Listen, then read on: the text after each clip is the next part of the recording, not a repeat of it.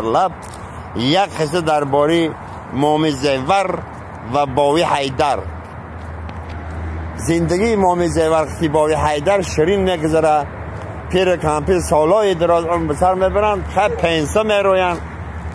навор сохта шудагии бо дастгирии сайти 1xbet дариҷа коэффициентҳои зиёд ва бонусҳои гуногуна меёбем ки силкаш дар комментария. ҳамчунин агар бо промокоди ёвонӣ шумо регистратсия кунед барои пардохти аввалинтон 6500 рубл бонус медиҳанд. салом биродарои ғариби шеҳр муҳаммад, дар ин шоми бузург ба ҳаматон тансиҳатӣ ханда дар лаб. як қисса дарбораи моми зевар ва бови ҳайдар. زندگی مامی زیور و باوی حیدر شیرین میگذره. پیر کمپیر سالای دراز اون بسر میبرند خیلی پنسه میروین. یه روز کمپیر میگه که ای موسفید خیلی بیا همه پول جمع کنیم یک واسه و همه تلویزیون‌های زمانوی حتی بخریم. و گفته ای پول ما زندگی مانده نمیرسه چی خیلی گفته خیلی بلا میکنیم یک واسه پس میفریم. خیلی مصرف میکنن یه ماه 3 ماه 5 ماه پول جمع میکنن.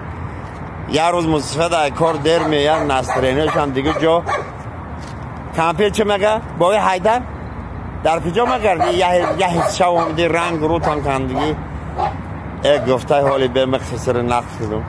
این همی رهده خانی پشت خانی کمپیری سنبل خطی گذاشتم گفت که بخیه ایجا بدرا پسکی مری یاردم که بچسبانیم در آمدیم پسکش چسبانیم تو رو باشو برو وادیم همه رو تو خوری کدیم سنی من نگاه کرد مرا گریف پاستل برد رفت او خانه یعنی خیلی خواهخانه زنبور آورد دو زنبور نوک چولی مدمان گزید این هم خیلی کاربار نشید گرفتم کنه بیا هر دمان نخواریم که مصفید کمپیر خطی مصفیدی یک سکس میکنن کمپیر الان غلطی چه میگه باوی حیدر همون پولایی که برای تلویزیون جمع کردیم نمیخریم تلویزیون فقط بره هم مجد زنبور بخر سوال دارم.